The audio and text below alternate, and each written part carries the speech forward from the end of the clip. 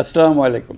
সকল নাগরিককে আমার সালাম ও শুভেচ্ছা জানাচ্ছি। ফোরাম ফর বাংলাদেশ স্টাডিজের পক্ষ থেকে আপনাদের এই জাতীয় সংলাপ আমাদেরকে আমাদের নতুন কক্ষপথ রচনা এবং তার যথাযথ স্থাপনে বিশেষভাবে সাহায্য করবে। আমি ফোরাম ফর বাংলাদেশ স্টাডিজকে অশেষ ধন্যবাদ জানাচ্ছি এই আয়োজনের জন্য। আপনারা এই সংলাপে 3টি বিষয়কে বিশেষভাবে গুরুত্ব দিয়েছেন: ঐক্য, সংস্কার ও নির্বাচন। এই 3 লক্ষ্যের কোনোটিকে ছাড়া কোনোটি সফল হতে পারবে না। পাশাপাশি আমরা ভুলতে পারি না যে আমাদের ছাত্র জনতা অটুট সাহসে শিশু হত্যাকারী ও পৈশাচিক ঘাতকদের মোকাবেলা করেছে। মানবতার বিরুদ্ধে এমন নিষ্ঠুরতাকে অবশ্যই বিচারের মুখোমুখি করতে হবে। গুম খুন থেকে জুলাই গণহত্যার বিচারের চ্যালেঞ্জের বিষয়টি আপনারা আপনাদের সংলাপের অন্তর্ভুক্ত করেছেন। জুলাই গণঅভ্যুত্থান কেবল বাংলাদেশকে মুক্তই করেনি, আমাদের স্বপ্নকেও তুমুল সাহসী করে তুলেছে। গণঅভ্যুত্থানের বিরুদ্ধ শক্তি আমাদের মধ্যে ভাঙন সৃষ্টি করার ক্রমাগত প্রয়াস চালাতে থাকায় আমাদের ঐক্য আরও মজবুত হচ্ছে। এই ঐক্যের জোরেই এখন আমরা অসাধ্য সাধন করতে পারি। এখনই আমাদের সর্বোচ্চ সুযোগ। এমন অর্থনীতি গড়ে তুলতে হবে যেটা সকল নাগরিকের জন্য সম্পদের ও সুযোগের বৈষম্যহীনতার নিশ্চয়তা প্রদান করবে। যত নিম্ন আয়ের পরিবারই জন্মগ্রহণ করুক না কেন, প্রতিটি নাগরিকে তার সৃজনশীলতা প্রকাশ করে যে কোনো পর্যায়ের উদ্যোক্তা হতে পারেন, অথবা তিনি যে কোনো ধরনের কর্মজীবন চান তাই বেছে নিতে পারবেন। আমরা বাংলাদেশের নাগরিক হবার সুবাদে হব বিশ্ব নাগরিক। দেশের মঙ্গল সাধন করা যেমন হবে আমাদের নাগরিক দায়িত্ব, তেমনি বিশ্বের মঙ্গল সাধন করাও আমাদের কর্তব্য।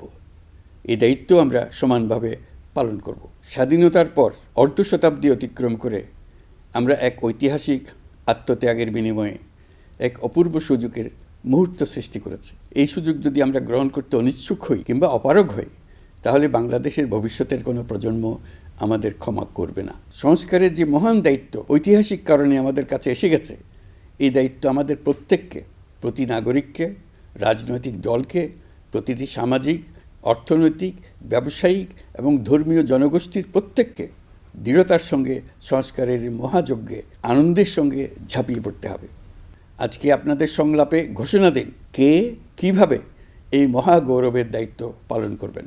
সংস্কার ও নির্বাচনের প্রস্তুতি একই সঙ্গে চলতে থাকবে। নির্বাচনের প্রস্তুতির কাজ মূলত নির্বাচন কমিশনের। নাগরিকদের নির্বাচনের তারিখ না পাওয়া পর্যন্ত এই প্রক্রিয়ায় সময় দিতে হয় না, কিন্তু সংস্কারের কাজে সকল নাগরিককে অংশগ্রহণ করতে হবে। যারা ভোটার তারা তো অংশগ্রহণ করবেনই, তার সঙ্গে যারা ভবিষ্যতে ভোটার হবেন তারাও সর্বাত্মকভাবে সংস্কারের কাজে নিজেদেরকে নিয়োজিত করুন। সংস্কারের কাজটা নাগরিকদের জন্য সহজ করতে আমরা 15টি সংস্কার কমিশন গঠন করে দিয়েছিলাম। প্রত্যেক সংস্কার কমিশনের দায়িত্ব হলো প্রধান বিকল্পগুলি চিহ্নিত করে তার মধ্যে থেকে একটি বিকল্পকে জাতির জন্য সুপারিশ করা। যার যার ক্ষেত্রে সংস্কারের মাধ্যমে ভবিষ্যৎ কীভাবে রচিত হবে তা বিভিন্ন পক্ষের মতামত নিয়ে সুপারিশমালা তৈরি করে দেওয়া, নাগরিকের পক্ষে মতামত স্থির করা সহজ করে দেওয়া। তবে কমিশনের প্রতিবেদনে সুপারিশ করলেই আপনাকে তা মেনে নিতে হবে এমন কোনো কথা নেই। এই জন্য সর্বশেষ পর্যায়ে জাতীয় ঐকমত্য গঠন কমিশন গঠন করা হয়েছে। নির্বাচন সংস্কার কমিশন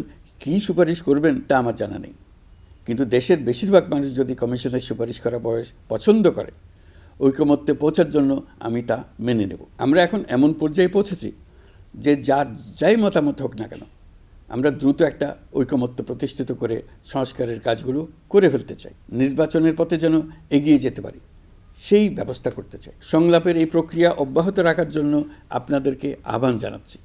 এই উদ্যোগের জন্য ফোরাম ফর বাংলাদেশ স্টাডিজকে অশেষ ধন্যবাদ জানিয়ে আমার বক্তব্য শেষ করছি।